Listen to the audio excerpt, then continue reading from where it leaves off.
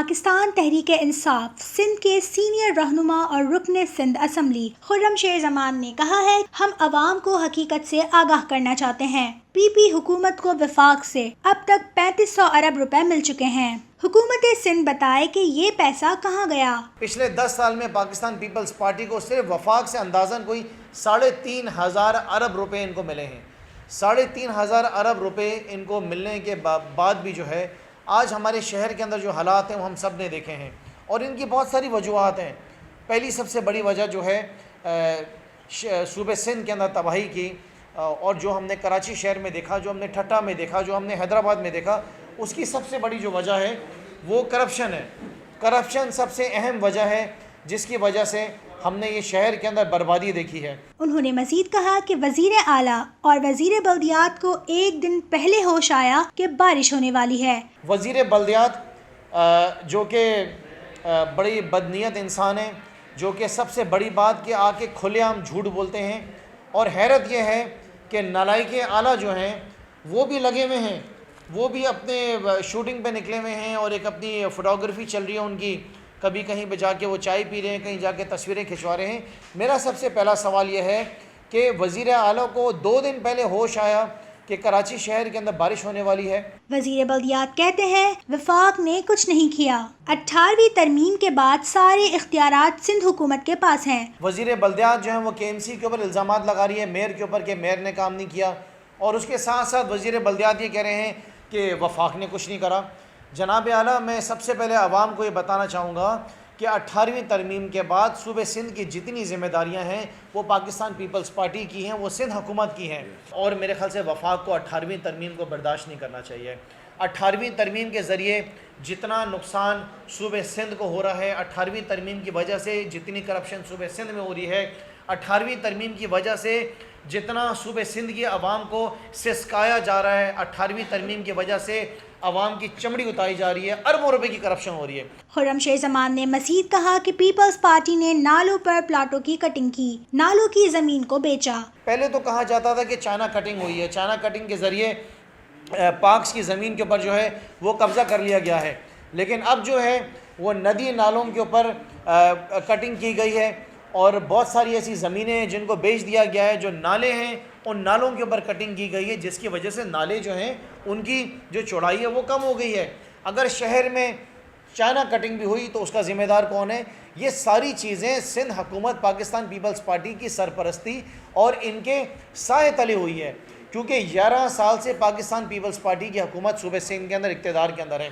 कब्ज़ा माफिया की सरपरस्ती Pakistan peoples party ने सूबे सिंध के अंदर की है। कराची के अंदर जो कब्ज़े हुए हैं, नालों के ऊपर कब्ज़े हुए हैं, नदियों के ऊपर कब्ज़े हुए हैं, इसकी ज़िम्मेदार कौन है? इसका ज़िम्मेदार क्या मुराद अली शाह नहीं है? कोई हमें बताए कि साबिक वज़ीर बल्दियात जाम खान शोरो कहाँ हैं? माजी में बल्दियात की वजारत पर रहने वाले शर्जील मेमन और मौजूदा वज़ीर बल्दियात सईद गनी ने सिंध के बल्दियाती निज़ाम को तबाह कर दिया है। हमें बताएं कि वो जाम शोरो साहब कहाँ हैं जिनके ऊपर अरबों रुपए की करप्शन के केसेस चल रहे हैं? वो सामने क्यों नहीं आके बताते हैं, जो पिछले दिनों अपनी मिनिस्ट्री के दौरान बताते रहे कि हमने शहर कराची के अंदर कितने तरक्याती काम किए हैं। शर्जील मेमन साहब किधर हैं? उनको क्यों नहीं पकड़ के सामने लेकर आते हैं जो बेल पर बाहर हैं? शर्जील मेमन साहब आके बताएं, जो लोकल गवर्नमेंट मिनिस्टर थे, जो अरबों रुपए शर्जील मेमन को मिला, जो अरबों रुपए जाम शोरों को मिला, जो टप्पी हैं वो किधर हैं? टप्पी साहब दुबई के अंदर बैठे हुए, ये भी लोकल गवर्नमेंट मिनिस्टर हैं। उनके अलावा इनके जो दूसरे लोकल गवर्नमेंट मिनिस्टर आगा सिराज दुरानी, ये सारे वो लोग हैं, सईद गनी को मिला के ये 5 अफराद जो ज़िम्मेदार हैं सूबे सिंध की तबाही के। उन्होंने मजीद कहा कि स्कीम 33 और 35 जैसी रिहायशी स्कीमों में किसी किस्म की टाउन प्लानिंग नहीं है। हुकूमत सिंध सिर्फ माल बटोरने में मसरूफ़ है। मुराद अली शाह साहब हों, सईद गनी हों, इनके कौन से मिनिस्टर की डिपार्टमेंट है जिसके खिलाफ ऑडिटर जनरल ने बताया कि करोड़ों नहीं अरबों रुपए की इन्होंने करप्शन की है, इरेगुलरिटीज़ हैं, उसके अंदर बेज़ाब्तियाँ हैं, ये किताबें इनके ऊपर छपी हैं। इसका जवाब दे कौन है? आवाम को इसका जवाब चाहिए। हम कराची वालों को हमें इसका जवाब दिए। आप सवाल करते हैं कि वफाक के बारे में बात करते हैं, वफाक में तो हुकूमत आए हुए 10 हमें 11 महीने हुए हैं। आप 11 साल का तो हिसाब देंगे, 11 साल में आपने क्या लूटमार की है? इस वक्त कराची के अंदर जो सबसे ज़्यादा तबाही हुई है वो कच्ची आबादियों के अंदर हुई है। उसके मिनिस्टर कौन है? उसके मिनिस्टर भी सईद गनी है। आवाम को झूठ बोलना, आवाम के सामने मीडिया के सामने बैठकर आवाम को गुमराह करना, ये पाकिस्तान पीपल्स पार्टी का वतीरा हमेशा से रहा है। फिक्सिट के एहतजाज में सईद गनी दफ्तर में बैठकर गुंडों को हिदायत दे रहे थे। सईद गनी साहब क्या कर रहे थे? अपने दफ्तर के अंदर बैठकर बाहर गुंडों की सरपरस्ती कर रहे थे और प्लानिंग कर रहे थे कि कौन से गुंडों ने कौन सी गली से आके हमला करना है, किसने डंडे मारने, किसने पत्थर मारने, और सिंध पुलिस ने खड़े होकर तमाशा देखना है।